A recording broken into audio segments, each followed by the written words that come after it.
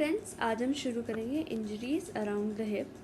हम औरतों में सिर्फ वही चैप्टर्स कवर करेंगे जो अल्ट्रा इम्पॉर्टेंट है for your exams, final exams. ठीक है। सो जब भी ट्रीटमेंट होता है तो हम इसमें क्या क्या पढ़ेंगे? डिसलोकेशन ऑफ हिप पढ़ेंगे, fracture of neck of femur पढ़ेंगे एंड इंटरट्रोकैंट्रिक फ्रैक्चर्स पढ़ेंगे। इसकी क्लासिफिकेशन बहुत इंपॉर्टेंट होती है। इससे पहले हम थोड़ी सी एनाटमी देखेंगे। हिप जॉइंट क्या होता है? एक बॉल एंड सॉकेट जॉइंट होता है। ठीक है। और ये अडेप्टेड, इसमें क्या होता है कि आप देख सकते हैं कि एसिडाबुलम ज़्यादा डीप है और फेमोरल हेड को कवर कर रहा है।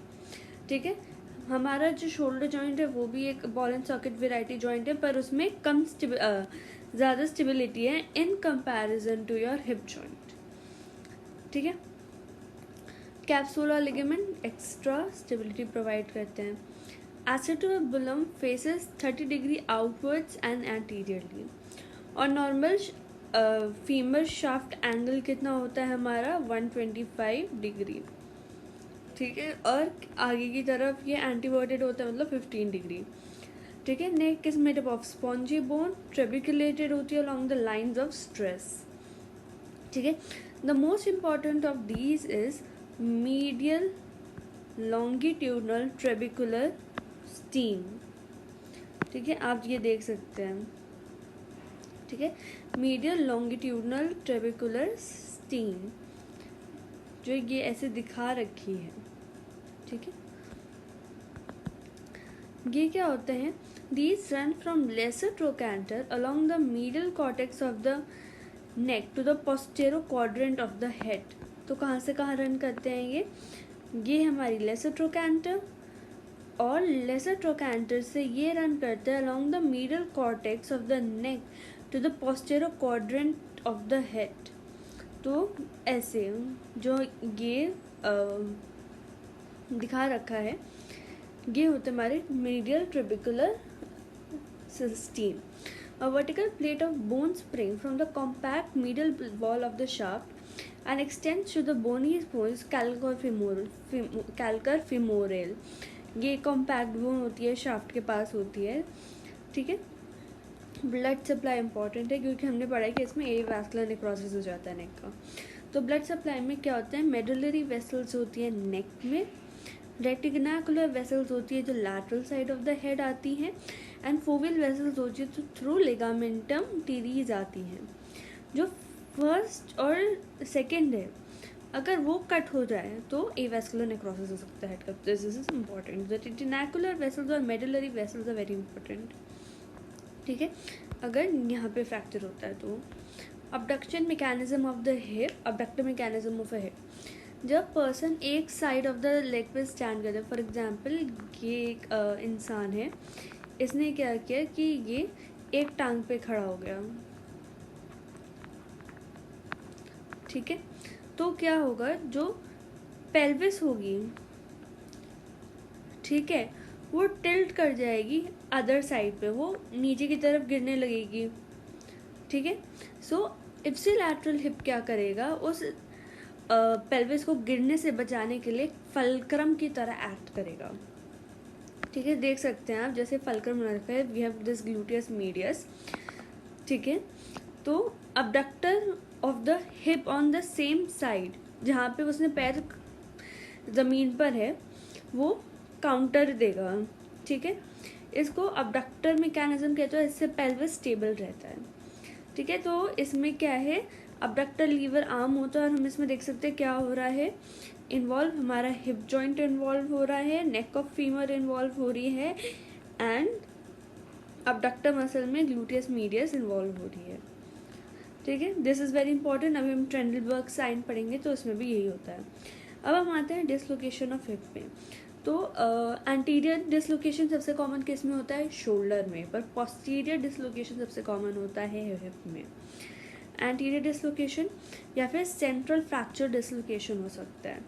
ठीक है। All this may be associated with fracture of lip of acetabulum, क्योंकि हेड एसिटाबुलम में ही है। पोस्टीरियर में क्या होगा कि फीमर, जो हेड ऑफ फीमर है वो एसिटाबुलम के पोस्टीरियरली चला जाएगा। ठीक है। और 50% केसेस में क्या होगा? This is associated with the chip off fracture, जो अलग हो जाएगा from the posterior lip of acetabulum और फिर उसको कहते हैं fracture dislocation. Mechanism of injury क्या होता है, अगर violence directed towards the shaft of femur when the hip is flexed, ठीक है, सीवियर फोर्स की ज़रूरत पड़ती है जैसे मोटर एक्सीडेंट्स हो गए, ठीक है, और ये डैशबोर्ड इंजरी भी कहते हैं इसको। क्यों? फॉर एग्जांपल आप कार चला रहे हैं, आप सीट पे बैठे हैं, ठीक है, अब क्या हुआ, आप ऐसे हैं और ये स्टीयरिंग व्हील है, एकदम से जो आपके ये घुटने हैं एकदम से डैशबोर्ड से टकराएंगे जब भी मोटर एक्सीडेंट होगा। तो इस वजह से क्या होगा, long the shaft of femur इतना ज़्यादा फोर्स आएगा कि जो फीमोरल शाफ्ट के लॉन्ग है कि पोस्टीरियर डिसलोकेशन हो जाएगी, इसलिए इसको डैशबोर्ड इंजरी भी कहते हैं, ठीक है। डायग्नोसिस की बात करते हैं तो हम इसके क्लिनिकल फीचर्स देखते हैं, ठीक है। अगर सिर्फ पोस्टीरियर डिसलोकेशन है तो ईजी है, पता चल जाएगा। हिस्ट्री ऑफ सीवियर ट्रॉमा होगा, पेन, स्वेलिंग, डिफॉर्मिटी होगी। अब लेग कैसे होगा ये इंपॉर्टेंट है, FDI कैसा होगा, flexed, adducted, internally rotated. Shortening of leg हो जाएगी, one may be able to feel the head of femur in the gluteal region, ठीक है। It is wise to do X-ray in all patients with fracture of femur to avoid this mistake, क्योंकि कभी कभार ये miss हो जाता है, it can be sometimes missed. Radiological features क्या होंगे, the femoral head is out of acetabulum, thigh is internally rotated and the lesser trochanter cannot be seen, ठीक है, और शेंटन्स लाइन इज ब्रोकन। अभी हम देखते हैं शेंटन्स लाइन क्या होता है, ठीक है। और कभी कभार थोड़ा सा जो बोनी चिप है from the posterior lip of acetabulum या फिर हेड वो भी निकल जाता है, तो अपोजिट साइड से कंपेयर करेंगे, ठीक है। ट्रीटमेंट क्या है, ये एक इमरजेंसी कंडीशन है क्योंकि अगर हेड बाहर रहा तो चांसेस है एवास्कुलर नेक्रोसिस के, ठीक है। तो हमें पहले तो हिप को रिड्यूस करना है by manipulation under general anaesthesia, ठीक है। अगर कोई चिप है एसिटाबुलम की जो अलग हो गई है तो हेड जैसे ही रिड्यूस होगा वो भी नॉर्मल हो जाएगी। ओपन रिडक्शन कब करेंगे, जब क्लोज रिडक्शन फेल होगा या फिर कोई लेट आया है या फिर इंट्रा आर्टिकुलर लूज फ्रैक्चर्स है, मतलब छोटे छोटे फ्रैगमेंट्स हैं जो अलाउ नहीं कर रहे हैं एक्यूरेट रिडक्शन, या फिर एसिटाबुलर फ्रैक्चर जो फ्रैगमेंट है वो इतना बड़ा है कि वो इंटरफेयर कर रहा है रिडक्शन से and weight bearing part of the acetabulum भी फ्रैक्चर्ड है और हिप अनस्टेबल हो रही है। टेक्निक क्या है, पहले तो एनेस्थेसाइज करेंगे, लोग क्लोज टेक्निक देखते हैं। एनेस्थेसाइज किया पेशेंट को, सुपाइन रखा, फिर एक ने पेल्विस को पकड़ लिया, फिर सर्जन ने क्या किया, flex the hip and knee at right angle, जैसे आप इसमें देख सकते हैं, and exert a axial pull. जब आपको साउंड ऑफ रिडक्शन सुनाई दे and after which it becomes possible to move hip freely in all direction, ठीक है, तो एक साउंड सुनाई देगी, उसके बाद हिप को आप ऑल डायरेक्शन में मूव कर सकते हैं। The leg is kept in light traction with hip abducted for 3 weeks. After this, hip mobilization exercises are initiated. फिर अब हम आते हैं कॉम्प्लिकेशंस में। देखो शियाटिक नर्व इंजरी पिछले चैप्टर में भी हमने पढ़ लिया था कि शियाटिक नर्व इंजरी होती है, ठीक है। तो ये कब होगा, जब पोस्टीरियर वॉल ऑफ एसिटाबुलम के जस्ट पीछे होती है हमारी शियाटिक नर्व, डैमेज हो जाएगी, ठीक है। ट्रीटमेंट क्या है, न्यूरोप्रेक्सिया होता है तो रिकवर कर जाएगा स्पॉन्टेनियसली, ठीक है। अगर हम इसको रिड्यूस इज़ नॉट रिड्यूस्ड, अगर पोस्टीरियर लिप रिड्यूस नहीं होता तो हम ओपन नर्व एक्सप्लोरेशन करेंगे। अगर सीवियरली डैमेज होगी ना तो पुअर प्रोग्नोसिस है। Avascular necrosis of head of femur, ये इंपॉर्टेंट है, ठीक है। अब देखो 15% केसेस में तो होगा, फिर मोरल हेड इरेक्रोसिस चला जाएगा, ठीक है, और एक्सरे में 1 से 2 साल बाद दिखेगा कि नेक्रोसिस हो चुका है। अब जो हेड है वो कैसा आएगा, डेंस, ग्रेजुअली कोलैप्सेस होली और इन पार्ट। पेशेंट को पेन होगा हिप में एंड सीमिंगलेसली पेनलेस पीरियड होगा following treatment after dislocation of hip, तो एकदम से पेन उठेगा, ठीक है। ऑस्टियोआर्थराइटिक चेंजेस आएंगे क्लिनिकली एंड रेडियोलॉजिकली, और इस केसेस में हिप रिप्लेसमेंट करना पड़ता है। ऑस्टियोआर्थराइटिस इसका लेट कॉम्प्लिकेशंस है, ईयर्स के बाद होता है, मेनी ईयर्स, एंड कॉज क्या होता है, avascular necrosis, deformed head, incongruence acetabulum या फिर फिमोरल हेड। ट्रीटमेंट कंजर्वेटिव रहता है, अगर मतलब कुछ ज़्यादा तकलीफ हो रही है तो टोटल हिप रिप्लेसमेंट करना पड़ता है। मायोसाइटिस ऑसिफिकेंस भी हम पढ़ चुके हैं कि जब भी हम किसी ट्रॉमा पे रब करते हैं, मसाज करते हैं उस इंजरी में, तो हिमाटोमा जो होता है बोनी फॉर्मेशन कर लेता है, मेटाप्लेजिया हो जाता है, ठीक है। तो ये मंथ्स टू वीक्स में होता है। Persistent pain and stiffness of hip हो जाती है, फ्लफी न्यू बोन मिलती है around the hip, and particularly क्या है, रेस्ट एंड एनाल्जेसिक्स देते हैं, ठीक है। और ये कब कॉमन होता है, जब पेशेंट्स हैं जिनकी हेड इंजरी हुई होती है। Anterior dislocation of hip rare injury है, ठीक है।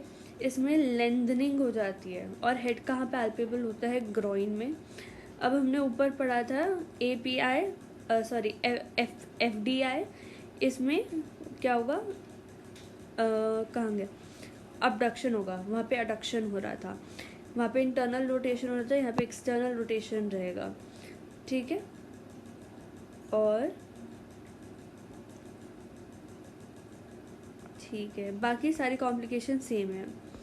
Central fracture of hip dislocation, आप ये देख सकते हो, ये सॉरी ये हेड है और ये एसिटाबुलम के अंदर घुस गया है, ठीक है। So this is common injury, femoral head is driven to the medial wall of acetabulum towards the pelvic cavity. Displacement is as minimal as possible as whole head is now lying inside the pelvis. pelvis के अंदर ही आ गया, joint stiff होगा, हिला ही नहीं पाएंगे, और osteoarthritis inevitable है। M क्या है कि हम आर्टिकुलर सरफेस को वापस अपनी पोजीशन पे ले आए, तो हमें स्केलेटल ट्रैक्शन देना पड़ेगा, कैसे, डिस्टली एंड लैटरली, ठीक है। If fragment falls in place, reasonable reconstituted articular margin, मतलब आपको मार्जिन को फिर से ठीक करना होगा, जो मीडियल वॉल थी उसको फिर से ठीक करना होगा, ट्रैक्शन देना होगा 8 से 12 हफ्ते के लिए, ठीक है। अगर यंग इंडिविजुअल है तो हो सकता है कि फ्रैगमेंट फिर से ठीक ना हो, तो सर्जिकल रिकन्स्ट्रक्शन करना हो सकता है एसिटाबुलर फ्लोर का। कॉम्प्लिकेशंस क्या होंगी, हिप स्टिफनेस, मायोसाइटिस, आर्थराइटिस, ठीक है, ये सारे कॉमन ही हैं। फिर हम आते हैं fracture of neck of femur. दो तरह के फ्रैक्चर होते हैं, एक्स्ट्रा कैप्सुलर और इंट्रा कैप्सुलर, और ये इंपॉर्टेंट है जानना कि एक्स्ट्रा कैप्सुलर है कि इंट्रा कैप्सुलर है, ठीक है। Fracture of neck of femur को हम क्लासिकली क्या कहते हैं, इंट्रा, ठीक है, और इंटरट्रोकैंट्रिक को क्या कहते हैं हम, एक्स्ट्रा, ठीक है। अब हम इनको क्लासीफाई करते हैं क्योंकि ये डिफरेंटली बिहेव करते हैं। तो देखो, ये वाला एरिया है नेक, लेसर ट्रोकैंटर ग्रेटर ट्रोकैंटर के बीच में है इंटरट्रोकैंट्रिक, ठीक है। अच्छा, इनके डिफरेंसेस भी दे रखे हैं, पर कहाँ दे रखे हैं डिफरेंसेस, पहले पढ़ लेते हैं इसमें से। पैथोनैटमी देखते हैं, मोस्ट फ्रैक्चर्स आर डिस्प्लेस्ड। अब क्या होगा, फीमर अगर है तो ये एक्सटर्नली रोटेटेड होगा, प्रॉक्सिमली माइग्रेटेड होगा, ठीक है, ऊपर की तरफ होगा। Displacement also occurs in intertrochanteric fracture and that are more marked. This is because जो इंट्राकैप्सुलर फ्रैक्चर होता है, it is attach to the distal fragment, ठीक है। जो इंट्राकैप्सुलर फ्रैक्चर होता है, capsule is attached to the distal end of the fragment, so capsule prevents extreme rotation and displacement of the distal fragment and with it the limb. तो इंटरट्रोकैंट्रिक fractures ज़्यादा rotated होंगे, ठीक है। फिर और अगर कुछ बाहर है तो उसको स्टॉप करने के लिए कोई नहीं है, तो इंटरट्रोकैंट्रिक फ्रैक्चर्स ज़्यादा रोटेटेड होंगे, प्रॉक्सिमली माइग्रेटेड होंगे। क्लासिफिकेशंस इंपॉर्टेंट है, ठीक है। ऑन द एनाटॉमिकल बेसिस अब हम क्या करते हैं, क्लासिफाई करते हैं फ्रैक्चर को। ये वाला इम्पॉर्टेंट है, sub capital, just below the head, ये हेड है, ये नेक है, और ये हमारा इंटरट्रोकैंट्रिक लाइन है, ठीक है। सब कैपिटल है, just below the head. Transcervical है in the middle of the neck, and basal है at the base of the neck, ठीक है। The more proximally the fracture, ठीक है, जितना ज़्यादा हेड के पास होगा उतना ज़्यादा वर्स प्रोग्नोसिस होगी। फिर हम आते हैं पॉवेल्स क्लासिफिकेशन में। It is based on angle of inclination of the fracture to the horizontal plane. उसको पॉवेल्स एंगल कहते हैं। 3 तरीके का होता है। अब देखो, the more the angle the more unstable is fracture and worse is the prognosis. ठीक है, अब ये पॉवेल्स क्लासिफिकेशन में कि ये नेक में फ्रैक्चर है और हॉरिजॉन्टल इसे दिख रहे हैं। तो जैसे जैसे एंगल बढ़ता जाएगा 30, 50, 70, इसमें वर्स प्रोग्नोसिस होगी और ये हाईली अनस्टेबल फ्रैक्चर होगा। ठीक है, फिर गार्डन्स क्लासिफिकेशन देखते हैं। This is important, gardens classification important है। ठीक है, डिस्प्लेसमेंट ऑफ फ्रैक्चर पे बेस्ड है, sorry, and it is mainly rotational displacement. ठीक है, कैसे जज करेंगे? Medial trabecular stream of neck जो हमने ऊपर पढ़ी थी, ठीक है, जो लेसर ट्रोकैंटर से लेकर पोस्टेरोलेटरल जा रहा था टू योर नेक, तो उसके अलॉन्ग हम देखते हैं बोनी ट्रेबिकुलर के। स्टेज 1 में क्या होता है? Fracture is incomplete. स्टेज 1 दिखा रखा है, हाँ, तो आप देख सकते हैं स्टेज 1 में ये है स्टेज 1। इसमें क्या है कि फ्रैक्चर इनकम्प्लीट है। Head is tilted in posterolateral direction and there is a obtuse angle laterally at the trabecular stream. This is also known as abducted or impacted fracture. So सिर्फ trabecular bend हो रहे हैं। Second में है fracture complete पर displace नहीं है पर ट्रेबिकुलर ब्रेक हो गया विद लिटिल एंगुलेशन।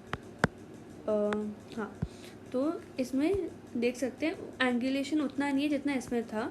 उसमें तो ऑब्ट्यूज था, इसमें कम एंगुलेशन है पर ट्रेबिकुलर ब्रेक कर चुका है पर फ्रैक्चर में भी अनडिस्प्लेस्ड है। फिर है स्टेज 3 जहाँ fracture complete and partially displaced है। And as the distal fragment rotates externally there is internal rotation of head. As one can make out rotation of head and displacement of fracture by carefully following the medial trabecular stream. ठीक है, ये भी displace होगा। Alignment between the trabecular of the head and the acetabulum is lost due to rotation of head in relation to the acetabulum. तो ये है 3। देखो, trabecular भी टूट चुका है। ठीक है, ये बाहर वाला एक्सटर्नली रोटेट कर रहा है और ये अंदर वाला इंटरनली, मतलब अपोजिट रोटेट कर रहे हैं। एक्सटर्नल इंटरनली जो था, इंटरनल रोटेशन होगा हेड का और एक्सटर्नल रोटेशन होगा शाफ्ट का। ठीक है, और इसमें और क्या लिखा है कि एसिटाबुलम के साथ वो जो रिलेशन है वो भी लूज हो जाएगा। अब फिर हमारे पास ये होता है पार्शियली डिस्प्लेस्ड। अब हमारे पास आता है fracture that is complete and fully displaced. तो एक बार डायग्राम में देखते हैं। Acetabular and head trabeculae in alignment between head and there is not any alignment. ठीक है, आप देख सकते हैं कि इसमें भी मीडियल ट्रेबिकुले ख़राब हो गया था, इसमें भी मीडियल ट्रेबिकुले अलग है। अब हम इसको प्रॉपर पढ़ते हैं। तो इसमें क्या होगा? Distal fragment rotates outwards, externally करेगा और हेड से कॉन्टैक्ट लूज कर देगा जब भी ओरिजिनल पोजीशन में आ जाएगा। Therefore whereas this loss of contact between the head and the trabecular stream, the head and the acetabulum are normal. अब देखो, सिंपल है। इसमें हम देख पा रहे हैं कि ट्रेबिकुलर ऐसे जा रहा है एसिटाबुलम का और हेड ऐसे जा रहा है, मतलब कि दोनों अलग हो चुके हैं। तो इसमें दोनों जॉइंट्स अलग हो चुके हैं।